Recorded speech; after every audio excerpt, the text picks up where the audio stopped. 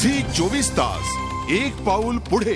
Small स्क्रीनवर आपलं नशीब आजमावल्यानंतर अभिनेता हुसेन आता दिसणारे बिग स्क्रीनवर. श्री ह्या सिनेमातून हुसेन बिग स्क्रीनवर पदार्पण करतोय. तेव्हा स्पॉटलाइटच्या टीमनं गाठलं हुसेनला आणि जाणून घेतलं त्याच्या या सिनेमातल्या भूमिकेबद्दल. किसी काम के लिए कुर्बानी देना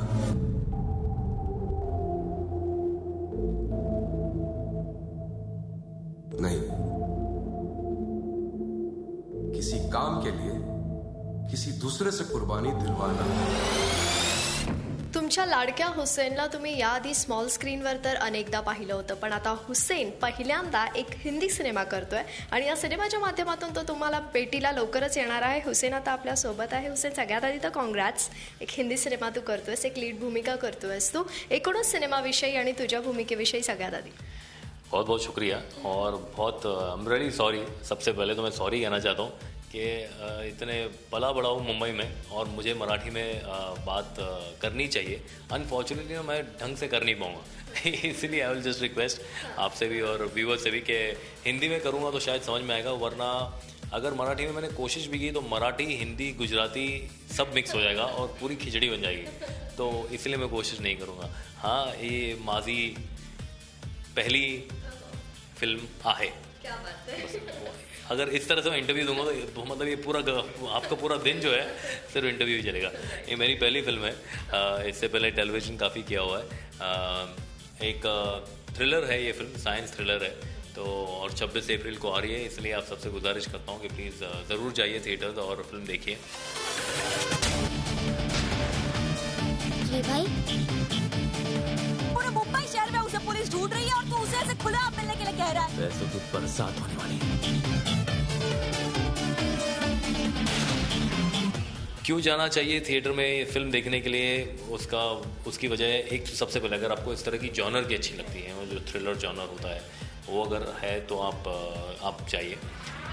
secondly it is a very mysterious film. एक मिस्ट्री है, थ्रिलर है, थ्रिल एलिमेंट है फिल्म के अंदर और काफ़ी ऐसी सारी चीज़ें होती है विच कीप्स योर माइंड गेसिंग ऑल द टाइम. आपके दिमाग पे आपको थोड़ा जोर डालना पड़ता है कि ऐसा क्यों हो रहा है. फिल्म के अंदर आम आदमी की कहानी है और अब तुम्हें बहुत ज़्यादा पैसे नहीं कमाता. एक छोटी सी मोबाइल कंपनी में काम करता है जहाँ पर उसकी तनख्वाह बहुत कम है और मुंबई में इस तरह रहना, खुद का घर होना बहुत मुश्किल है. It's very very difficult. तो साथ ही साथ हर इंसान बड़ा बनना चाहता है, पैसे कमाना चाहता है. उसका ये नहीं है कि वो कुछ भी करने को तैयार होता है. वैसे जो कमा रहा है उसमें खुश है, गर्लफ्रेंड है, परिवार नहीं है तो खुश है अपनी ज़िंदगी में. लेकिन अगर किसी कोई मौका मिले तो कोई छोड़ेगा थोड़ी. तो सिमिलरली उसे एक अपॉर्चुनिटी मिलती है कि आपको आपकी ज़िंदगी आपको 12 घंटे देने हैं और 12 घंटों में आपको बताया नहीं जाएगा कि आपके साथ क्या करने वाला है. लेकिन उसके बदले में आपको बहुत ज़्यादा पैसे मिलेंगे, बहुत ज़्यादा एक बहुत बड़ा घर मिलेगा, गाड़ी मिलेगी, बहुत अच्छी नौकरी मिलेगी और काम बड़ा है, सिर्फ बुरा नहीं है. और कहीं कुछ ऐसा भी है कि सिर्फ वही ये कर सकता है और बाकी लोग ऐसा नहीं कर सकते. अब वो ऐसी क्या बात है उसमें, वो आप फिल्म देखें. लेकिन साथ ही साथ जैसे मैंने कहा कि वो हाँ कहता है, इस चीज़ के अंदर वो ट्रैप हो जाता है. कोई भी चीज़ आपको फ्री में कोई नहीं देता. पैसा इंसान को छक मार के चाहे आप जितने भी कुछ भी कर लें, मेहनत करनी ही पड़ती है. एनीवेज वो हाँ कहता है और अचानक से पता चलता है कि that he has been accused of various murders. खून के इल्ज़ाम है, पुलिस कमिश्नर के खून का इल्ज़ाम है, पुलिस उसके पीछे पड़ी है और बहुत सारी और चीज़ें हैं जिसके बारे में उसे बिल्कुल पता ही नहीं.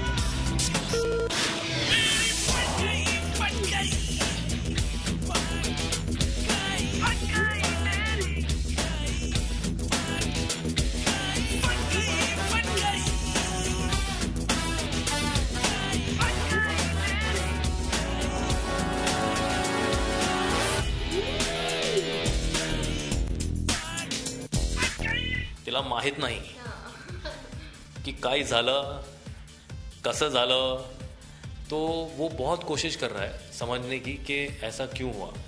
चाहे वो खून है, किए हैं, उसने नहीं किए, ये उसका मानना है. हर एविडेंस उसके अगेंस्ट है. यहाँ तक कि उसकी जो गर्लफ्रेंड भी है और वो भी मानती है कि हाँ मैं शी सेज दैट शायद तूने नहीं किया लेकिन सब कुछ तेरे अगेंस्ट है और सब तेरे पीछे पड़े हुए हैं. तो ऐसा क्या हुआ जिसकी वजह से उसकी जो ज़िंदगी जो ठीक ठाक चल रही थी पूरी उबड़-खाबड़ हो गई. और वो उसे वापस लाना चाहता है. That's how the film progress है. ये जो मैंने आपको बताया ये सिर्फ पहला 15 मिनट है फिल्म का. ये पूरी कहानी नहीं है और बता नहीं सकते, इसलिए बहुत पेस है फिल्म के अंदर. और इसलिए मैं चाहूँगा कि मेरे ख्याल से मुझे नरेशन सुनते वक्त बहुत मज़ा आया. तो मुझे लगा कि शायद अगर ये फिल्म हम पर्दे पे लेके आ सके तो देखने में लोगों को बहुत मज़ा आएगा.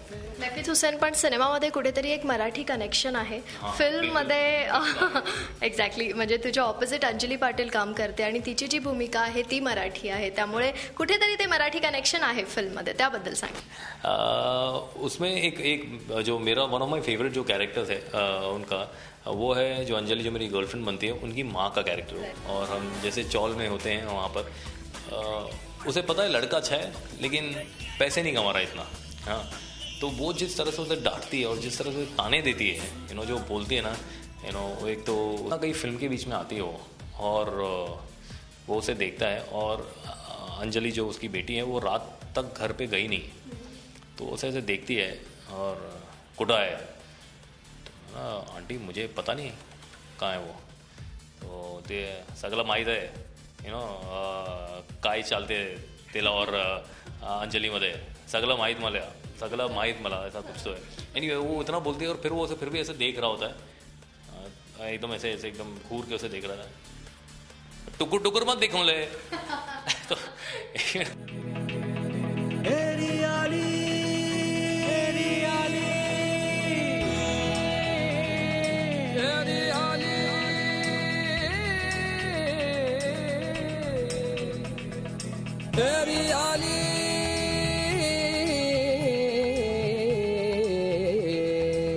पिया मोरा जागता मैं कैसे सो रही, मालिक मोरा जागता मैं कैसे सो रही, कैसे सो रही सखी मैं कैसे सो रही, कैसे सो रही सखी मैं कैसे सो रही, पिया मोरा जागता मैं कैसे सो रही, मालिक मोरा जागता मैं कैसे सो रही, पिया मोरा जागता मैं कैसे सो रही, मालिक मोरा जागता मैं कैसे सो रही.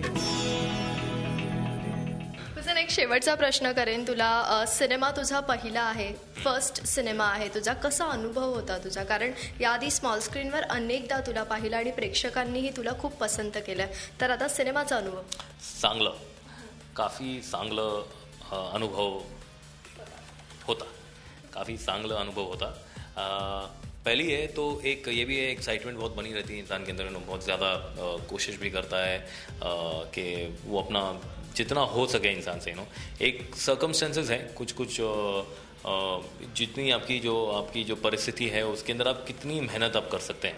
तो इसमें ये था कि हमने रिहर्सल काफ़ी की क्योंकि पहली थी. बहुत लोग इसमें पहली बार कुछ किरदार निभा रहे हैं और रिहर्सल करनी बहुत ज़रूरी है. जो प्रयास जो है वो करना चाहिए और it is very very important क्योंकि कहीं ना कहीं जाके क्या होता है जब आप रिहर्सल करते हो तो जो किरदार हैं हम सब ये तो है नहीं कि एक दूसरे को बहुत सालों से जानते हैं, तो एक दूसरे को भी जानने मिलता है और एक दूसरे के किरदार भी समझ में आते हैं ताकि वो सारी चीज़ आपकी परफॉर्मेंस में हेल्प करती है जब आप परफॉर्म करते हैं और वो फिल्म को हेल्प करती है at the end of the day. तो क्योंकि हम बहुत रियल लोकेशन में शूट कर रहे थे मुंबई में सड़कों पे कई कुछ चौल में, तो उसमें थोड़ी बहुत प्रॉब्लम होती है क्राउड की और इट इज़ डिफ़िकल्ट क्योंकि हम बॉम्बे में जानते चाहे जहाँ भी हो कैमरा अगर आपने लगा दिया तो एक क्राउड इकट्ठा हो ही जाता है. तो ये हम सब जानते थे इसको लेकर, तो हमने कहा कि अगर हम उसके लिए बहुत अच्छी तरह से रिहर्सल करें तो ये हमें सेट में बहुत हेल्प करेगा. तो वो एक पीरियड रहा that really helped us in the film. And ये सब कॉज बाकी अपनी तरफ से मेहनत की है. At the end audience decide करेगी कि उन्हें क्या पसंद आया और क्या नहीं पसंद आया.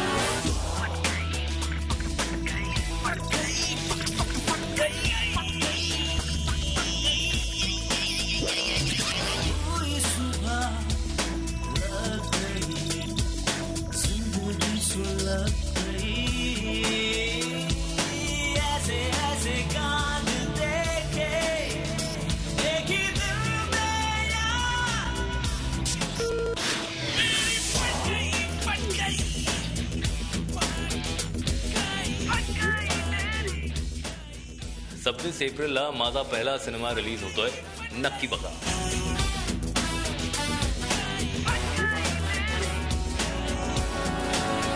झी 24 तास एक पाऊल पुढे.